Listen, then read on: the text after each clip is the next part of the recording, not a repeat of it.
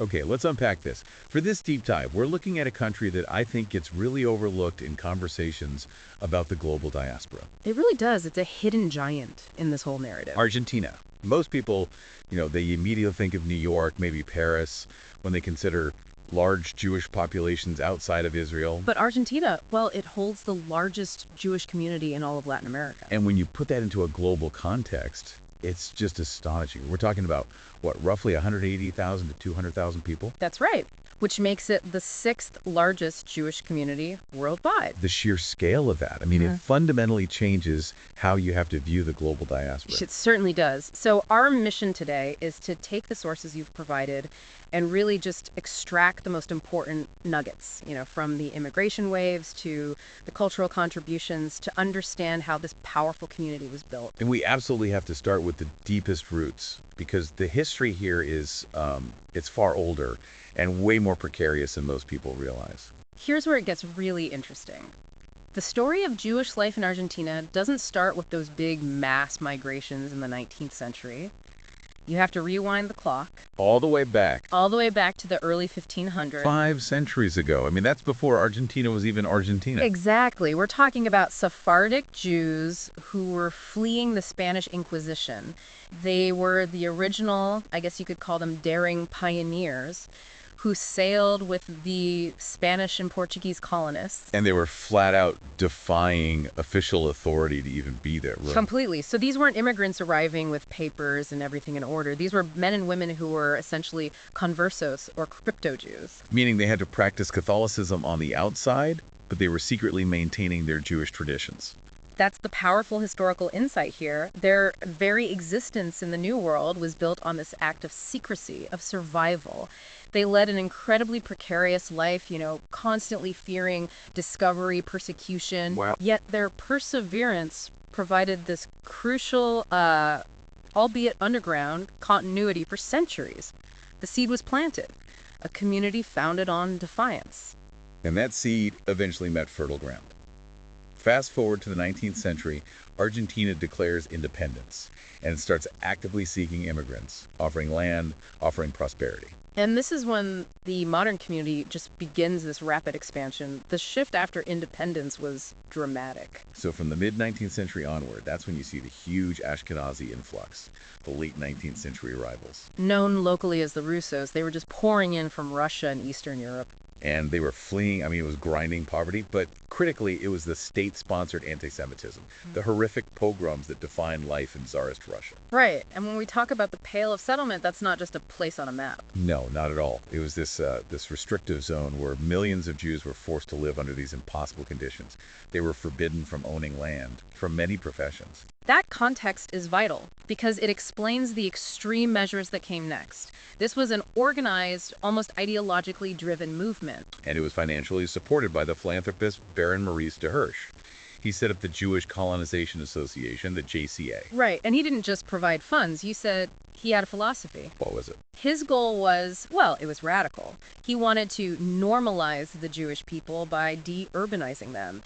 He aimed to turn tailors and merchants into farmers and pioneers. And Argentina, with its vast open pampas, was the perfect laboratory for this huge utopian project. Exactly. He wasn't just shipping people to safety. He was trying to fundamentally change the Jewish professional profile through agriculture. That's a staggering amount of ambition.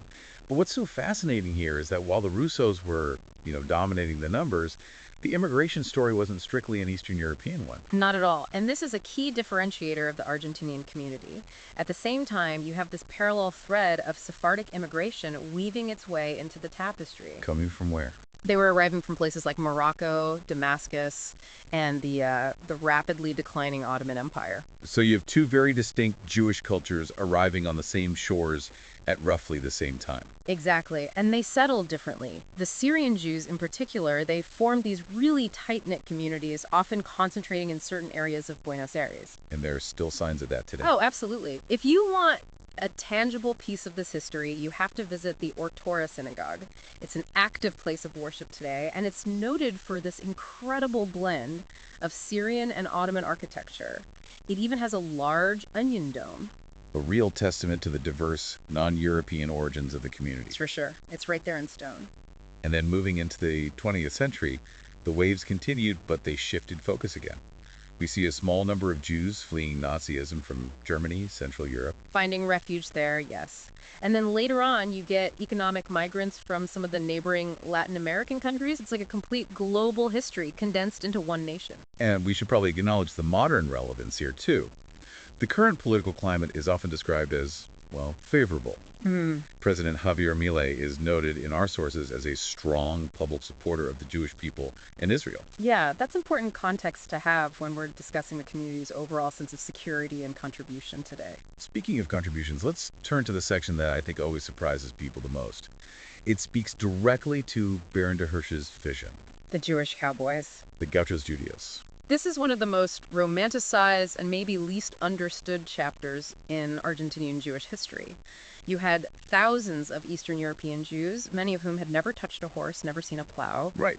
suddenly transported to the Argentinian frontier, and they're transforming themselves into agricultural pioneers. It's such a profound cultural clash. I mean, just imagine a man who was a tailor in some restrictive, cold European shtetl. Suddenly he's struggling to master cattle ranching under the scorching sun of the Pampas. The cultural synthesis must have been extraordinary. They founded these agricultural colonies primarily in the fertile province of Entre Rios. These communities were trying to fulfill the JCA's grand promise. They set up cooperatives. They did, though many were short-lived. They faced immense challenges: drought, harsh labor, and just the fundamental learning curve of frontier life. Yet even with all that difficulty, this was the ultimate trade-off for personal freedom, wasn't it? That hardscrabble existence had to be infinitely better than the oppressive, anti-Semitic world of the Pale of Settlement. It was freedom purchased with back-breaking labor. And if we connect this to the bigger picture, while the dream of a permanent, widespread Jewish farming population, well, it largely failed, most descendants did eventually move to the cities. The history is still there. It's meticulously preserved. Towns like Moisesville, which was founded back in 1889, it's considered the symbolic birthplace of rural Jewish Argentina. It wasn't just a colony, it was a functioning community. So they built everything themselves. Everything. Synagogues, cemeteries, Hebrew schools, all in total isolation. Tourists today can still visit these physical remnants in Moisesville and other areas in Santa Fe province. That is just tangible evidence of that pioneering effort. And it's a history so far removed from the bustling life of the capital. But it is to that great capital we have to turn now. Buenos Aires, the ultimate hub of Argentinian Jewish life and culture.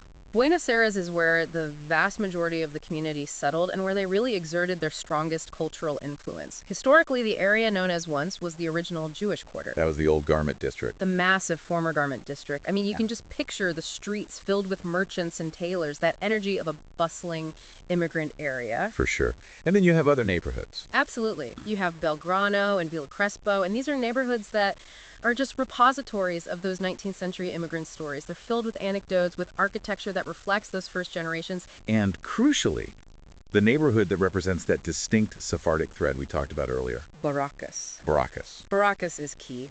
It was historically home to large numbers of Sephardim, particularly Syrians from Damascus. And that cultural identity persists today. It's still famous as the place where you can find some of the most authentic and frankly delicious Syrian and Turkish food. So the Jewish community wasn't just this separate entity. They were truly integrating into what Argentinians proudly call their melting pot. How did that integration actually manifest in the wider culture? They made their mark right across the board, economically, as successful merchants, artisans, and intellectually as really powerful voices. They were highly active in labor movements, socialist circles, the whole cultural scene. And their impact on the arts is undeniable. Oh, completely. Give us some examples. Well, the list is long. In media, the community founded the Yiddish language newspaper Der Wiederkohl, which is a sign of a thriving internal intellectual life. Right. Culturally, their influence extended significantly into the foundational sound and poetry of the tango music scene. I find that connection just fascinating. The Eastern European Jewish immigrant and the tango musician, it's this unexpected blend of sort of melancholic European folk rhythm and raw Argentinian passion. And then in literature, I mean, the intellectual life of Buenos Aires, a city that is renowned for its literary culture, it has over 700 bookstores. 700. It was heavily enriched. Yeah. We're talking about major voices like Bernardo Verbitsky, Alberto Manguel, and the celebrated poet Juan Gelman. This community didn't just live in Argentina. No. They shaped the way Argentina thought and expressed itself. It really crystallizes that famous saying, doesn't it? That the Argentine is an Italian who speaks Spanish, thinks French, and would like to be English. It's that eclectic, globally influenced mix. And the Jewish community contributed several unique, coexisting Argentinian Jewish cultures to that identity. They adapted, contributed, and became absolutely central to the character of the nation's most important city. So as we transition to the modern community, what are the current focal points of social life? I mean, beyond the amazing food, of course. Of course, like the world's best kosher steaks cooked over a traditional perilla grill at an outdoor asada. And yes, we have to mention it. For any traveler out there, our sources did confirm the existence of a kosher McDonald's branch. Culinary achievements aside, the AIA Jewish Community Center is really the essential hub for social, religious, and cultural life. And youth involvement is big. Tremendous youth involvement, which reflects the community's vitality. Argentinian Jews are known to be serious sports fans, so groups like Maccabi are hugely popular, alongside youth movements like Hashomer Hatzair. So it is, by all accounts, a vibrant, thriving, contemporary community. It is. However, we can't discuss the modern context without pausing to address the necessary tragedy and reflection that is also irrevocably part of this history. That's absolutely critical. The history of thriving in Argentina is also marked by immense pain and tragedy in the 1990s. This community, despite its integration, was directly targeted.